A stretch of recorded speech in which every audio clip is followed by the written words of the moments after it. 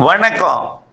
August முதல் ஜனவரி வரை நீண்டகால வானிலை ஆய்வறிக்கை 2026 ஜூலை 27 திங்கட்கிழமை அதிகாலை நிலவர வானிலை பதிவு.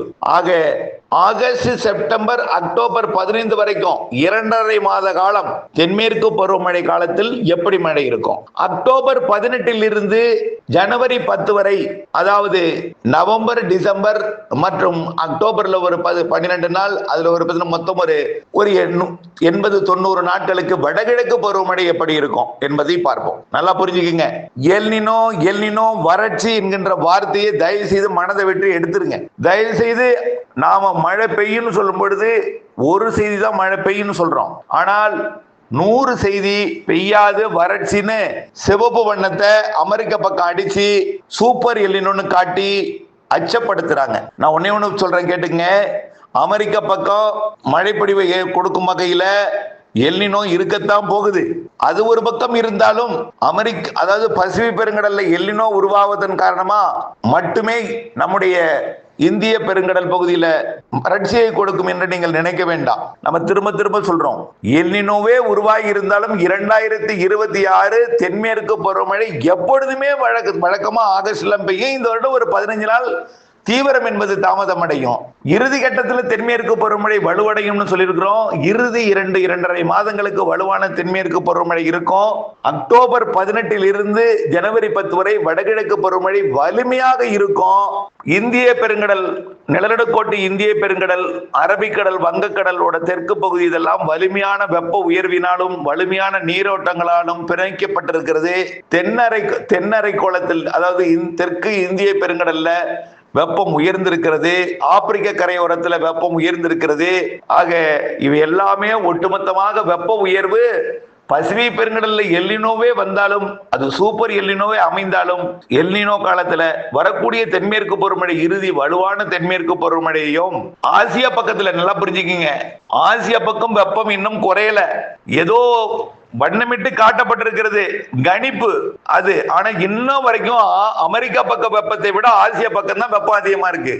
அங்க குறைந்த பரப்பில் வெப்பம் இருக்கு, ஆசியா பக்கத்துல கூடுதல் பரப்புல வெப்பம் இருக்கு. நிகழ்வெல்லாம் தாய்வானை கடந்து கொண்டிருக்கு. தாய்வானையும் சீனாவையும் கடக்குது. அடுத்தடுத்த நிகழ்வு சீனாவை கடக்கும், பிறகு சீனாவின் தெற்கு பகுதி ஹாங்காங்கை கடக்கும்.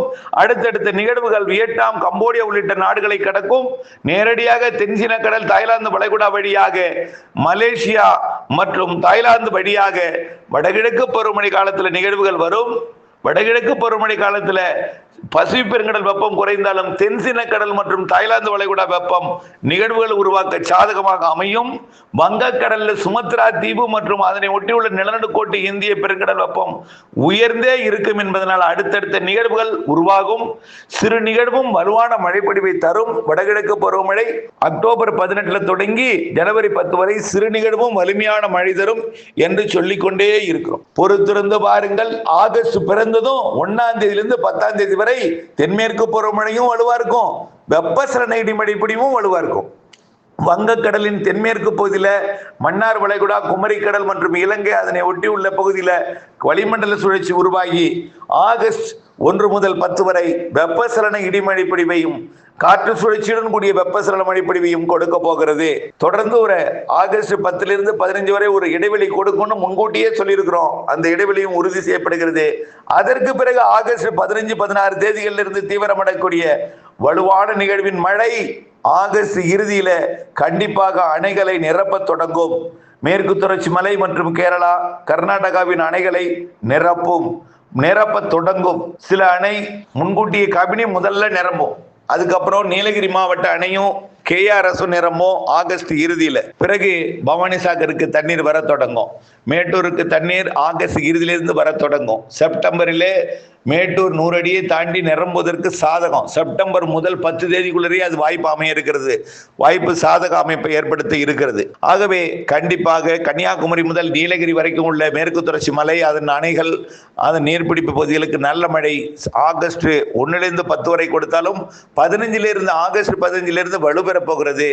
ஆகஸ்ட் இறுதி 15 நாள், செப்டம்பர் 30 நாள், அக்டோபர்ல முன் 15 நாள் என்று நல்ல மழைப்பொழிவை கொடுக்கக்கூடிய மாதங்களாக இருக்கும். ஆக குறைந்தபட்சம் ஒரு 40-45 நாள் நிறைய மழைப்பொழிவை கொடுக்கக்கூடிய அமைப்பாக தென்மேற்கு பருவமழை அமைப்பு அமையும். அதனைத் தொடர்ந்து வடகிழக்கு பருவமழையை பொறுத்த வரைக்கும் இலங்கையை ஒட்டிய கடற்பகுதியில் அடுத்தடுத்து சிறு நிகழ்வும் உருவாகும். ஒரு சில வலுவான நிகழ்வும் வடகடலோரம் தெற்காந்திர பகுதியை நோக்கி பயணிக்கும். இறுதியில டிசம்பர் மாதத்துல இலங்கையை ஒட்டிய நிகழ்வுகள் வரும். ஜனவரியில இலங்கை மற்றும் மன்னார் வளைகுடா ஒட்டிய நிகழ்வுகள் வரும். இவை எல்லாமே அடுத்தடுத்த நிகழ்வுகள்.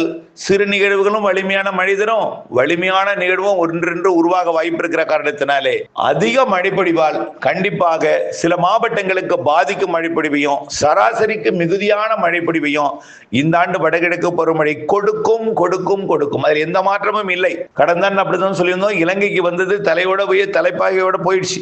ஆனால் தமிழ்நாட்டிற்கு மழைப்பொழிவை கொடுத்தது. சில உள் மாவட்டங்களுக்கு பற்றாக்குறை கொடுத்தது தவிர தமிழ்நாட்டிற்கு நல்ல மழைப்பொழிவை கொடுத்தது. ஆனால் பாதிப்பில்லாத மழைப்பொழிவை கொடுத்தது. இலங்கையை பொறுத்த வரைக்கும் கூகுள் வரைபடத்தையே மாற்றி அமைத்தது. நிலச்சரிவு, உயிரிழப்பெல்லாம் கடுமையாக ஏற்படுத்தியது. இந்த வருடம் வடகிழக்கு பருவமழை காலம் இலங்கைக்கும் இருக்கு. தமிழ்நாட்டின் தென் மாவட்ட மேற்கு தொடர்ச்சி மலை, டெல்டா மாவட்டங்கள், உள் மாவட்டங்கள், வடகடலோரத்திற்கும் நல்ல மழை இருக்கு. சராசரி மழை நீலகிரி, கிருஷ்ணகிரிக்கும் இருக்கு. ஆகவே வடகிழக்கு பருவமழை அதிக மழை இருக்கு. இதனையும் நீங்கள் நம்பிக்கையுடன் பணிகளை மேற்கொள்ள வேண்டும். ஆக 2026 தென்மேற்கு பருவமழையும் வடகிழக்கு பருவமழையும் பற்றாக்குறை என்பதற்கு வாய்ப்பே இல்லை. பொறுத்திருந்து பாருங்கள். எல் நினோ என்றார்கள், வறட்சி என்றார்கள். ஆனால் தலைகீழாக மாறி வடகிழக்கு பருவமழை அதிகமாக பொழிகிறது, தென்மேற்கு பருவமழை இறுதி கட்டத்தில் அதிகமாக பொழிகிறது. நீண்ட கால வானிலை அறிக்கையில் கணிப்பில் எங்கோ தவறு இருக்கிறதோ என்று பேசு பொருளாக மாறும். கண்டிப்பாக மாறும். நாம எந்த தவறும் செய்யவில்லை. நீண்ட கால அறிக்கையிலையும் சரி, இப்போ சொல்ற அறிக்கையிலையும் ஒரே அறிக்கை தான். தயவு செய்து கவலைப்படாதீர். நல்ல மழை 2026. பின்மழை தென்மேற்கு பருவமழை என்றும் வடகிழக்கு பருவமழை சரியான நாளில் தொடங்கி பெய்யும் என்றும் சொல்லியிருக்கிறோம். ஆகவே எப்பொழுதுமே நம்ம ஆகஸ்ட் தான் மழை பெய்யணும்னு சொல்லிட்டு இருக்கோம். அதன் அடிப்படையில் ஆகஸ்ட் தான் தொடங்கும். ஆகஸ்ட் இறுதியில வலுப்பெறும். செப்டம்பர், அக்டோபர் மிகவும் வலுப்பெற்று இருக்கும். வடகிழக்கு பருவமழை போலவே இறுதிக்கட்ட தென்மேற்கு பருவமழை இருக்கும். ஆந்திர பிரதேசம் அருகே நிகழ்வுகள் வந்து தமிழ்நாட்டிற்கு காற்று சுழற்சியோடு இணைந்த தென்மேற்கு பருவமழையை கொடுக்கும் போது அது வடகிழக்கு பருவமழை போலவே தெரியும். ஆக செப்டம்பர் இறுதி, அக்டோபர் முன் 15 நாள்லாம் பெய்யக்கூடிய அந்த 30 நாள் மழை வடகிழக்கு பருவமழை போலவே இருக்கும். அப்படியே அது தலைகீழாக மாறி வடகிழக்கு பருவமழையாக மாறும் அக்டோபர் 18. ஆக நீங்கள் செய்ய வேண்டிய வேலை ஒன்றே. எல் நினோவால் அடுத்த ஆண்டு கோடையில் கொஞ்சம் வெப்பம் அதிகரிக்கலாம். ஆனால் கடல் வெப்பத்தை பொறுத்து தான் அடுத்த ஆண்டு பருவமழை இருக்கிறது.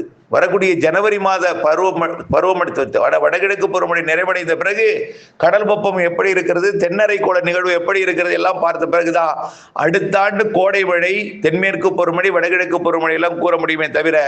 ஆனால் 2026 பொறுத்த வரைக்கும் பற்றாக்குறை கிடையாது. தாமத தென்மேற்கு பருவமழை, சேர்த்து பொழியும் தென்மேற்கு பருவமழை, வடகிழக்கு பருவமழை அதிக வடகிழக்கு பருவமழை. 2026 கொஞ்சம் வெயில் கூடுதலாக 27 வெயில் கூடுதலாக இருந்தாலும் பருவமழையும் அதுவும் சிறப்பாக கொடுப்பதற்கு தான் வாய்ப்பு இருக்கு. El Nino, super El Nino அச்சத்தை போக்கி வானிலை அப்டேட்ஸோட இணைந்திருந்து வானிலையிலிருந்து விவசாயம் செய்து அன்போடு கேட்டுக்கொள்கிறேன். வரக்கூடிய மழைப்பொழிவை, தென்மேற்கு பருவமழை இறுதி மழைப்பொழிவையும் வலுவான மழைப்பொழிவையும் வடகிழக்கு பருவமழையும் சேமிப்பதற்கு பண்ணை குட்டைகளை அமைப்போம்.